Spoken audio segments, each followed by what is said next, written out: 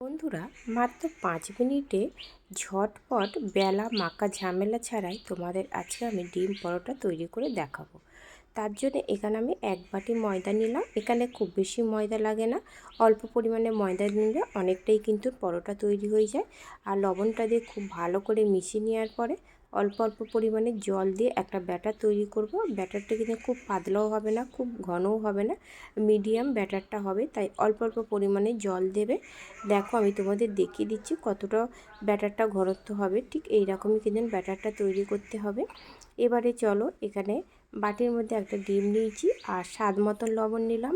একটা ছোটো সাইজে পেঁয়াজকে টুকরো টুকরো করে নিয়েছি, হাফ টমেটো কুচি নিয়েছি, আর দিলাম স্বাদ মতন লঙ্কা। লঙ্কাটা তোমরা যতটা ঝাল পছন্দ করো সেই মতনই দেবে।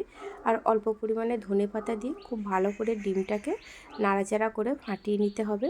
এইভাবে ডিমটা ফেটিয়ে নেওয়ার পরে আগে থেকে তেল গরম করে নিয়েছিলাম কড়াটা, তারপরে এক হাতা ব্যাটার দিয়ে এইভাবে কিন্তু হাতার চারধার দিয়ে উল্টে দিলাম। 1 মিনিট পরে উল্টে পাল্টে 3 থেকে 4 বার উল্টে পাল্টে নেবে। দেখবে খুব সুন্দরভাবে এটা ব্রাউন কালার করে ভাজা হয়ে গেছে। আর কতটা পাতলা হয়েছে তোমরা দেখতে পাচ্ছ। আর এই পরোটাটা খেতে দারুণ লাগে। এবার ভেজে নেওয়া পরোটা তেলের মধ্যে আমি দিয়ে দিলাম যে ডিমটা ফাটিয়ে রেখেছিলাম, ফেটিয়ে নিয়ে ডিমটাকে দিয়ে দিলাম।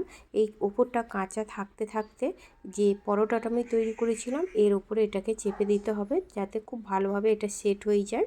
এবারে একটু স্প্যাচুলারের সাহায্যে চেপে চেপে দেব। তারপরে এইভাবে চেপে চেপে দেওয়ার পরে এটাকে কিন্তু আমি আবারও উল্টে পাল্টে নেব। একটু সাবধানে এটাকে উল্টে নেবে, এটা অনেকটাই নরম, ভেঙে যেতে পারে, তোমরা একটু সাবধানে উল্টে নিও। আমি উল্টে নিয়েছি, নিয়ে আবারও আমি অপর দিকটাকে এইভাবে চেপে চেপে মিডিয়াম টু লো ফ্লেমে এটাকে ভেজে নেব। মাত্র 5 মিনিটে তোমরা কিন্তু এই রেসিপিটা খুব সহজে তৈরি করে নিতে পারো। এবারে দেখো, আমি এইভাবে উল্টে দিচ্ছি। সকালবেলা অফিসে যাওয়ার সময় হাতে সময় কম থাকলে তোমরা এই রেসিপিটা ঝটপট তৈরি করে নিতে পারো। ভালো লাগলে লাইক দেবে, কমেন্ট করে জানাবে কেমন হলো, চ্যানেলটি সাবস্ক্রাইব করবে।